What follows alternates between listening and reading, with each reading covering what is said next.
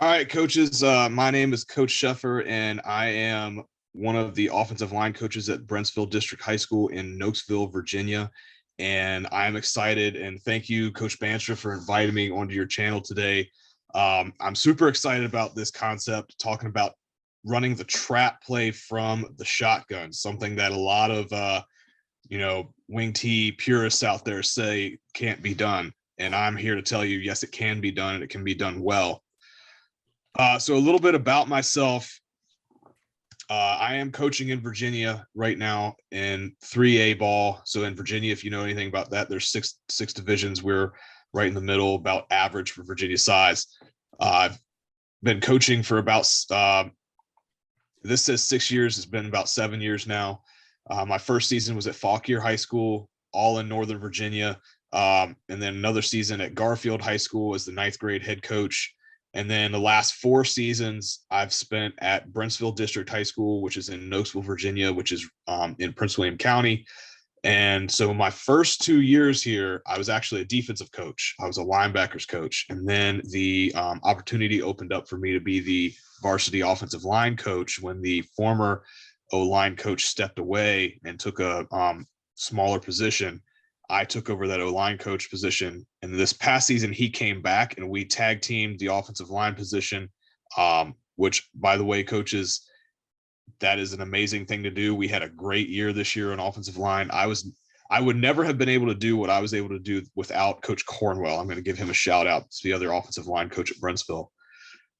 So this past season, I was the varsity offensive line coach along with Coach Cornwell, and I was also shoehorned into being the JV head coach. It wasn't exactly something I asked to happen, but I'm actually kind of glad it did happen because I got a lot of good experience. I will say I'm not a huge fan of being the head coach, to be honest. I'd rather just do ball, but that's just me. So I also run the Armchair Coaching Podcast. So I'm going to shoot, Coach Bandstra, I don't know how you feel about that. I'm going to shoot my shot out there a little bit. So check us out. Coach Banstra's on there all the time. We talk about college football. We also talk to other coaches, very similar to the content that you find on Coach Banstra's channel. So enough about me. Let's go ahead and get into the topic for the day, which is running the trap play from the gun. We are a shotgun based offense. We're a spread offense. We run multiple formations, and we are primarily, I would say at least 95% of our plays are gap scheme plays. I'm not even sure if we ran a zone scheme play this year at all. And so most of our power, trap, counter, those types of plays. And so that's kind of where we're coming from here. I'm a gap scheme guy. I love the gap scheme. And so everything's about rules. Every player has a different rule. So in the trap play, if you're familiar with trap from like the wing T, in all honesty, it's not that much different, except for the biggest difference is where the quarterback and the running back are, the person who's getting the ball. And so the O-line trap rules for our team, this is what we taught, is that the backside tackle is going to have a gap hinge. I'll explain that a little bit more detail later. The only exception to that rule is if we're reading the backside player, which we do out of the trap play sometimes. Backside guard, which is our trap blocker, he's going to be trapping the first down lineman past the A gap. We do sometimes trap a wider lineman like a defensive end. We really don't want to trap an A gap player, a guy that's in the A gap. We don't like doing that. So we will actually down block him and bypass the trapper onto the next level. The center probably has the easiest job, and this is the job that he has on pretty much every play: block back or head up, depending on what defense we're playing. And I'll have a couple examples that I'll show. Play side guard, unless you're blocking down an A-gap player, you're going to be blocking the backside linebacker, and then the play side tackle is going to be blocking the play side linebacker. And in our offense, we often have a tight end / H-back type player, depending on the formation, and his job or his rule will depend on whether or not he's an H-back or he's a tight end. Because that in our offense, that's the same player. They just move to slightly different positions. Now, I'm going to diagram a couple examples of this with the rules. So the first example I want to go through is running the trap play versus a 4-2 over front. Now, if we run trap to the right here, the easiest job here is blocking back for the center. He's going to be blocking back here on this nose guard. So that's his job. Okay. The backside tackle has gap hinge. So to us, this might be something that a lot of you know already, but to us, gap hinge means he steps into the backside B gap. That's his first job, is to secure the backside B gap, because that's the one place that can really screw up this play if we don't take care of it, is that backside B gap. If that weak side linebacker walks in or blitzes, he's got to take care of him right now, and we'll leave that defensive end for something else. If nothing comes into that backside B gap, he hinges back onto that backside defensive end, preventing him from slanting hard into that backfield there. Now, if we're running trap to the right, we're trying to hit this hole right here, the right side A gap. And so there's no A gap player for this guard to block. He's going to go straight to the backside linebacker and wall him off. This tackle here, this 3 technique, is the guy that we're going to be trapping, because he's the first player past the A gap, first down lineman past the A gap. So we're going to trap block him. So our tackle knows to go straight to that next, that play side backer. Okay. We typically do not block this extra defensive end on the play side. Usually that guy's not going to make the play. If we have a tight end here, he's going to take an inside. He's going to take an inside area there, kind of chip him off, make sure he doesn't get there. But we really don't block him. We're kind of getting downfield to the next level, and we'll trap pull with our pulling guard here, aiming for the near shoulder. We want to dig him out here, because that running back going to be coming up field right there in that A gap. So that's versus the over front. Now, if we call trap to the left, and the left here, we have an A gap player on the left side. Let's say we're facing an under front out of the 4-2. In our offense, we will have some kind of code word. Our O-line knows, hey, we got this guy's here, so you're going to have to bypass and go to the end. So in our rules, when we run this play, when you've got this A gap player play side, that nose guard in the A gap, we're actually going to down block him with that guard. We're going to take the play side tackle, block the play side linebacker. And this is where the center's job can get a little bit more difficult. We are still asking our center to block back on that 3 technique tackle. A lot of you guys might be thinking, well, that's a hard job. And yes, you'd be right. That is a very difficult job. But we can help chip here with the backside tackle when he's doing his gap hinge. We could do that. Or if we really needed to, if that backside 3 tech is blowing up this play because our center just can't get there, then at times we will cut him with the backside tackle and have our center go straight to the Mike backer there. It depends on what we want to do. That's more of a game plan situation. We typically don't like running our trap play to the side that has an A gap defender, because that kind of screws up our rules. Typically we would check it and say, go the other way, right? Riverside, go the other way. So in this case though, now our Mike backer here is unblocked, unfortunately. That's one of the reasons why we don't like running it to the A gap player. And we are going to trap block. It's going to be a long trap to that defensive end. And that's actually going to change the running back's angle, and he's going to follow that trap player. So it almost ends up more like an off tackle play, which you may or may not see in some of the film clips that we have.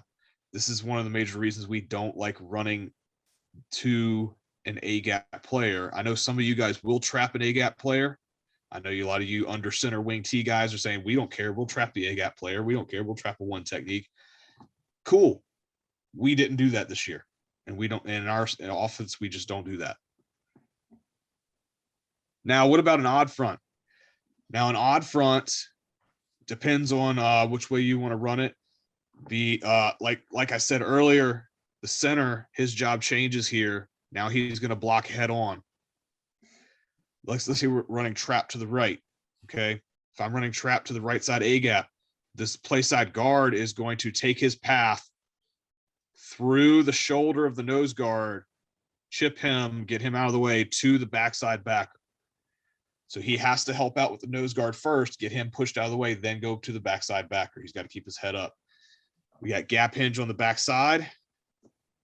You've got the play side tackle going to the play side linebacker. And then again, like we did versus the underfront, we're pulling and we're actually going to trap that defensive end.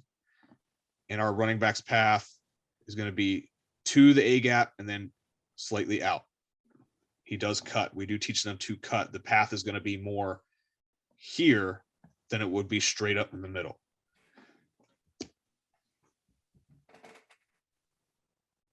Now for skill player, it depends. The rules change for each skill player depending on the formation. Now JV, which I'll show you some JV clips, I tried to keep it super simple because it's JV. And a lot of these kids had either never played before or they're just learning this offense. For varsity, we got a little bit more complicated. We did a lot of formations this year. So for the rules for the quarterback, the tailback, and the H-back / tight end all depend on the formation. So this is our pistol set. So let's say this is our pistol set with a tight end, which we did run some this year. So if we're running trap, if we're doing this, okay, the reason that we run to a tight end in this formation is because usually we see, hey, this team, whenever they face a tight end, we're always getting a 3 technique to the tight end side. That dictates how we're going to call our plays, right? If I know I'm going to get a 3 technique to the tight end side, I'm going to run trap to the tight end side because I want to trap block this tackle. So the O-line rules stay the same. Center blocks back, gap hinge with the backside tackle, play side guard, blocks down to the backside backer, play side tackle does the play side backer. Now here's the tight end. If we have a tight end and he has a guy that's head up or outside of him, he's going to take an inside path, give him a little chip, and then he's going to go to the next level and look for, usually we'll have an overhang who's out there ready to make a play. We'll take him to the overhang. He's going to be responsible for that guy. If there's no overhang out here, we typically tell that tight end to help out in the inside, look for help, look for somewhere to help. Maybe the Mike backer is unblocked for some reason. We're going to pull and kick out that tackle. Now, here's where the rules change. Now for our quarterback, when he gets the cadence off, while he's catching the ball, he's actually going to step downfield while he's catching the ball. And we typically tell him to, if we're going trap to the right, his butt is going to end up pointed to the right-hand side. So our quarterback's butt typically ends up pointed in the direction of the play because he's going to take a step with his backside foot. So if we're going trap right, he's going to take a step with his left foot forward, get downhill. He's going to bring his other foot around, pivot on his left foot, and then he's going to get his butt pointed towards the play side and allowing the running back to have the midline. Okay. So some of you guys who run option, you run midline, it's not a whole lot different. You got to get off of the midline, right? That's what we're telling him. Get downfield, get off the midline, right? So he's getting a little bit downfield. Now the running back, we're running trap to the right. If we're in the pistol set here, the running back's actually being taught to J step to the left because his quarterback's butt is pointed that direction, right? He's J stepping to the left, taking the handoff, cutting back, following that blocker. And then if he's in the pistol and we're getting this set, he's either going to, he's going to have two options. He's either going to continue down the midline, which we do oftentimes, or he's also taught to cut and get to the outside. It depends on the defense we play. You're going to see it a couple of times. You're going to see our running back in the film. He's actually cutting to the outside, getting huge plays because no one's there. So that's our trap out of our pistol set. Now we also run it from some 2-back formations, and we also run it from offset formations. So some typical gun formations here. Now, the biggest thing for us is where we're heading with this play. And we do actually line up sometimes. We'll line the running back up on the same side as where the play is going. And you'll see that here in just a moment. So here I've got an H-back on the right-hand side. I've got the running back in an offset position on the right-hand side, and we're actually going to run trap to the right again. So this is our formation dictates the rules of this play for our players, right? So if we're running trap to the right here, and our running back is lined up on the right-hand side, our quarterback can't put his butt to the right-hand side now like he did in the pistol. This actually changes his rules. He has to put his butt to the backside, okay, because he's got to hand the ball off to the tailback. The tailback, it's important that in our system, he has a slightly different alignment based on the play. So if he knows we're running trap, he has to be really tight to the quarterback in his alignment. If we were running power or counter the other way, he'd be more out here, more wide. So he'd be able to take a better handoff to run that play, but he has to be really tight because of how he's going to cut. So if we're running trap to the right out of this formation here, center's going to block back, gap hinge, play side guard to the backside linebacker, play side tackle to the play side guard, linebacker. The H back here is going to take an inside path on that defensive end, give him a chip, and then go to this overhang. The pulling guard is going to pull, kick out that tackle. Now the running back's going to step in, take the handoff, and then follow the midline, and either going to continue on the midline or he's going to cut out play side. Quarterback will have his butt pointed away from the play here, and he will actually take a fake. Okay, a lot of our offense is option based. We do read almost every play. At least we have tags that we can read each play. And so he does need to take out his fake, especially if we've got a defensive end here who's trying to crash really hard to take this play away. You definitely have to get on him to take his fakes. Now here we have the running back on the other side, but we can still run trap to the right. The rules are all the same for the lineman. Here, gap hinge,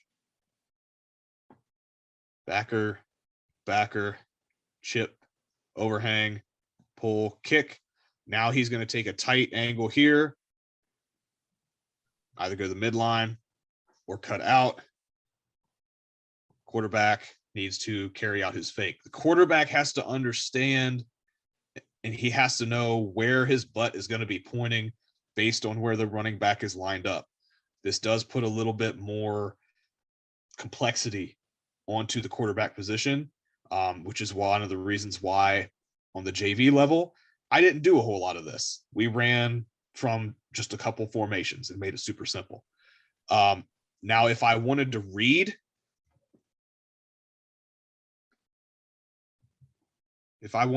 here, I could read this backside end. If he's crashing hard, causing us problems, I could have this backside guard go to the backside linebacker and help out there, and we could read him with that quarterback. So we have that option. We could do it the other way as well. We could read the other player as well, depending on the game plan that we had at the time. All of my clips are from my JV team this year. Now, we ran trap from multiple formations. We ran it with an H-back, with tight ends, and without. In this first clip here, this is actually a clip out of our trips set. So we have trips to the left with no H-back. Okay, so we got our 5 linemen. And this defense was giving us a 4-2 look, and they were pretty predictable. They were going to put their 3 technique to the strong side of the formation. And so we typically ran trap to the strong side of the formation here. You can tell here just by looking at, hopefully you guys can see it. This is our quarterback here. We are in if this is not our pistol set, this is our offset formation here. You can see in our normal trips, the tailback would be right around here. But when we're running trap, he is going to be much more offset and much closer to the quarterback to give him a better path to that midline. I'm going to show this clip relatively slow here. We're going to have trap to the left. So this guard is going to be pulling and kicking out.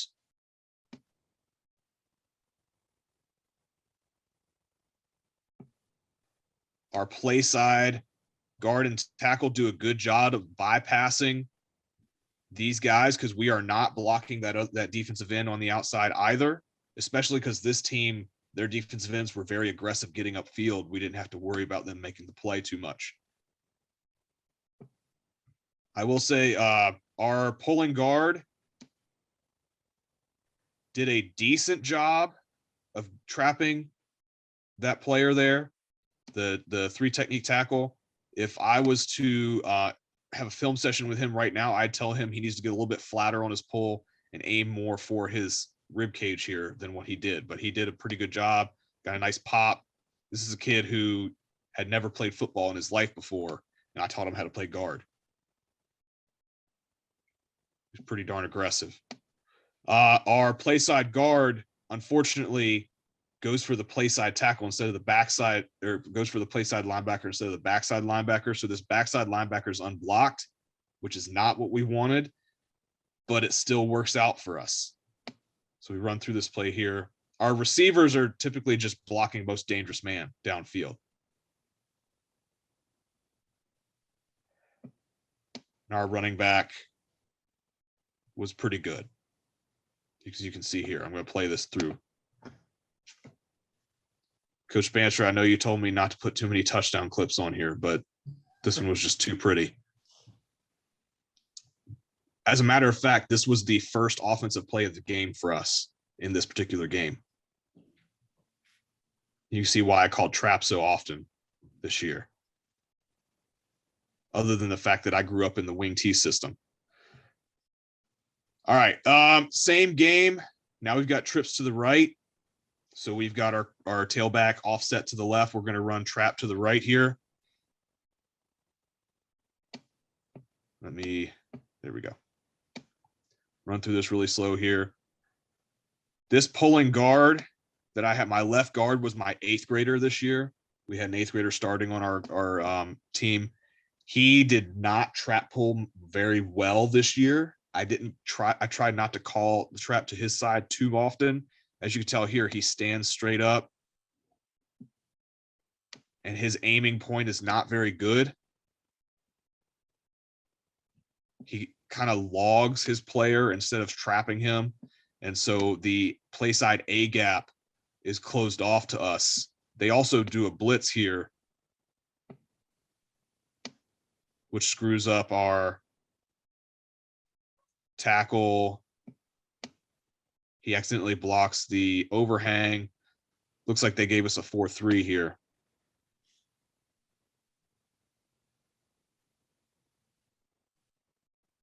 So you can kind of see where we get screwed up a little bit on this play. This is one of those bad clips that Coach Bandstra made sure I put in.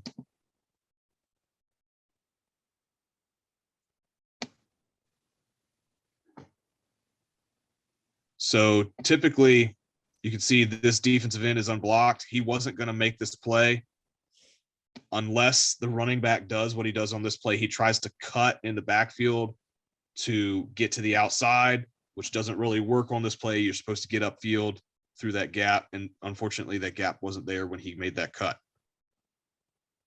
Same game, different formation. Now I actually have an H back in. This is my 2-back formation. This is our trips with a wing here. And so he's outside of that tackle, which puts him almost head up to this defensive end. Now what he's supposed to do, I can't remember if he does it right. This is our backup H back here. He's supposed to cut inside of that defensive end and then go to the overhang that's over here. I'm not sure if he actually does what he's supposed to do. Oh, he does. He does do it. So he cuts inside of that defensive end. This is how we treat our H-backs. He doesn't really chip him very much. He goes to the backs. He goes to the overhang. Our pulling guard. This is our 8th grader, pulls and does what he's supposed to. He hits that inside shoulder. This play, I wanted to highlight the importance of the running back and his depth within the offset on the trap play. This is our 2nd team running back, another kid who had played mostly soccer before he'd ever played football before. I don't ever think he actually played running back. And so he was still learning the offense. He is not as deep as I would like him to be. He is almost in his regular formation, or his regular alignment. I'd actually like him to be a little closer to the quarterback and about a yard or so deeper. That way he can get more into the midline. Because if he had actually cut into the midline, this might have been a play for us. The problem here is he almost runs our power play, which is not the play that I called. I called trap, okay? So he almost runs our power play. So he is not running the correct path in the backfield. And you can see there, if he had been running up the midline right here, he might be gone for days. But unfortunately, his shoulders are pointed this way, which is not what we want. We want his shoulders pointed straight downfield. So he gets tackled in the backfield almost tackled in the backfield for a loss.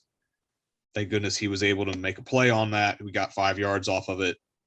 But this is one I think he probably could have scored a touchdown on if he had run it correctly.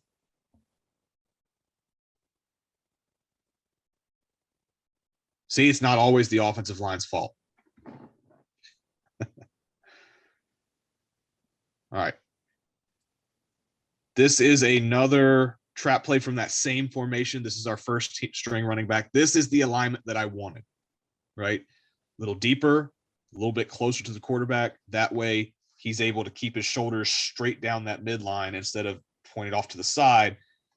Now let's see if our offensive line does what they're supposed to do. We're running trap to the right. Our guard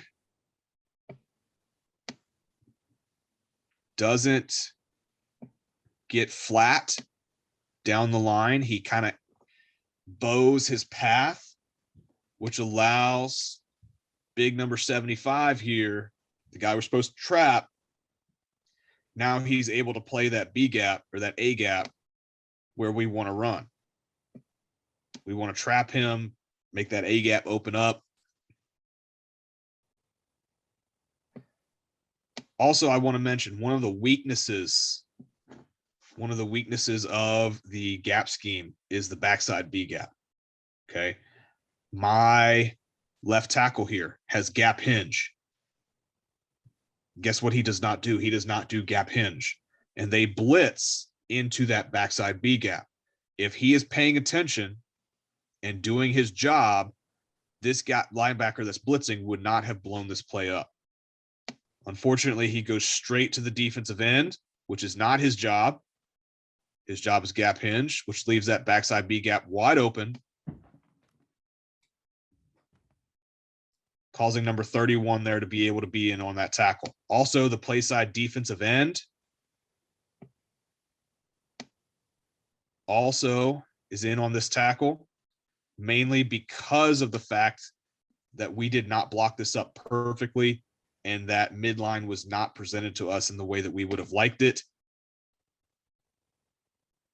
We still get a few yards on this, which in this offense, if you're running trap, if you're getting 3 yards, that's still a decent play.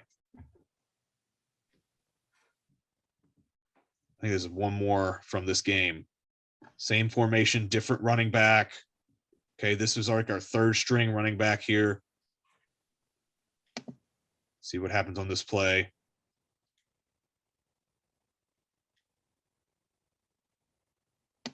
All right.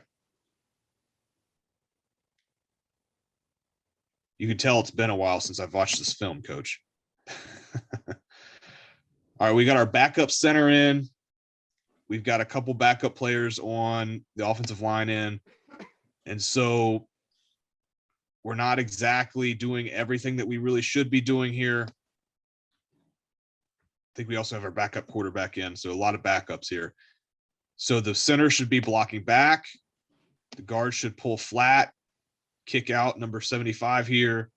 And our guards, playside guard, playside tackle should be getting linebackers.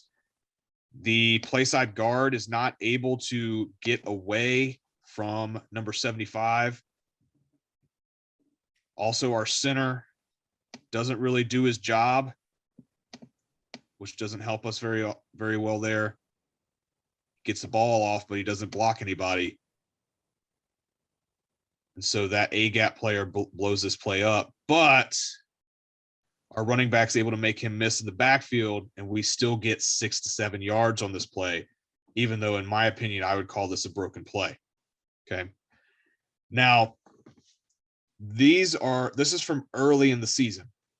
And so we got better at this play as we went along. However, this is one of the games that we ran this play a lot. Now, another game that we ran this play a lot in, we actually started running this and adding a few tags to it. Let me see if I can get this loaded here. There we go. So now, if you really want to start screwing with some teams, especially at the JV level, start adding motion to the play. And so this is what we did. We went 2 by 2, okay, and we would actually motion one of our outside receivers into the formation and orbit motion him behind the formation, and then we'd run trap underneath. Okay. Now, we would do this in 2 different ways. And if I remember correctly, this is a play where I called the orbit motion and it was more of a fake than anything else. And then we just ran the trap underneath. So we're running trap. We orbit motion to the right-hand side, but then we run trap to the left. This is an example. If you watch the offensive line, they gave us an A-gap player to the play side. We don't want to trap an A-gap player. And so what we do is we down block him with the guard, and we tell that pulling guard to trap the defensive end. At least in our system, we don't trap an A-gap player because it really screws with our running back rules. So we motion.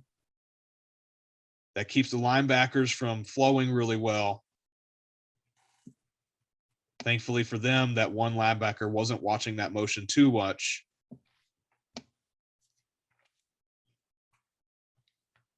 And he makes that play. This is one of the reasons we don't like running to the side with an A-gap player, is because that backside linebacker, if he's a good player, he's going to make this play. So we still get 3 or 4 yards out of this. But if we had been able to block that backside linebacker, I think we've been a little bit better off.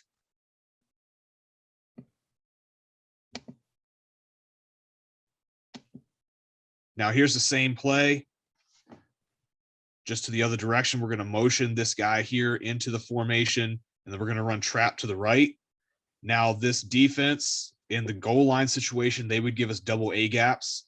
And so we thought, hey, we actually kind of like running the trap play to the A gap player in this situation, because all we need is 2 yards, right, to get a touchdown. So we actually trap this guy. Hopefully we're blocking this play side linebacker and we're still getting 2 yards. So we motion, he orbit motions. Got the handoff. All we needed was 2 yards. We got the touchdown. It's a very reliable play if you only need a couple yards. Now, off of this orbit motion, something that we did this last game of the year, didn't do it in this play. Off of that orbit motion, something that we did in our offense, something that you could do, is we actually had an extra tag where we could basically run triple option off of this. Triple option off of the trap play. So here's what we would do. Let's say we were running trap to the right. Okay, we were orbit motioning here. Ball snapped here.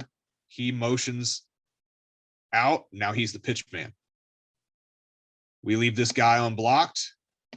He's our read guy for the quarterback. If he crashes, he's going to pull. If he sits, he's going to hand off to the trap. If the guy crashes, he's going to pull here. And now we're reading this guy. And that's our triple option off of the trap. Okay. It's a super simple tag. It's only one little tag that we add on to the play. And we, in fact, we ran the motion a bunch of times before we ever tagged the triple option to try and get those defensive ends to suck in and run after the trap so that we could run the option. We only ran this about one game at the end of the year, and we really didn't get to the option phase because the defensive end just sat there every time we ran it. So we just kept running the trap, which for us, it still worked. But we have that in our offense. We have that ability. We also have the ability to do just a simple read, like almost like a read option off of it as well. So everything that you can do out of zone stuff, Coach Bandstra, you can still do it out of the gap scheme. I've got one last play here. This is trap out of trips.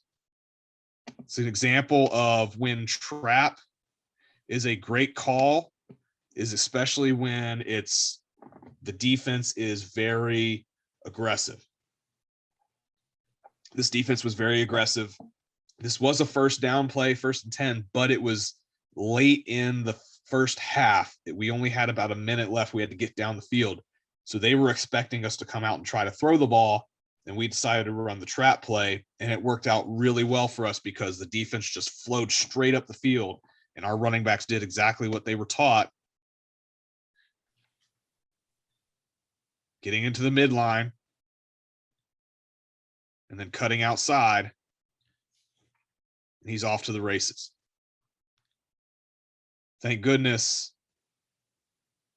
we also had a track athlete at running back who was pretty darn good. So one more time, I'll play it through. Our offensive line does their jobs. We got some good blocking going on downfield.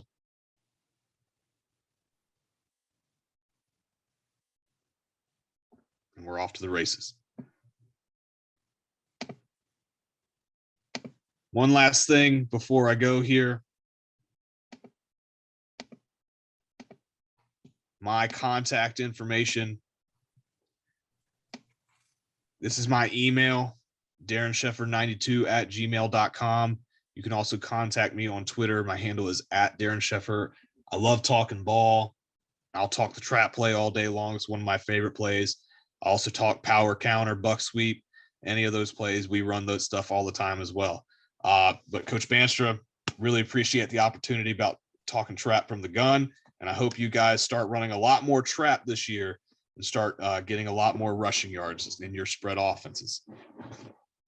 And coaches, make sure you check out the links to his podcast, both his YouTube channel and the podcast below.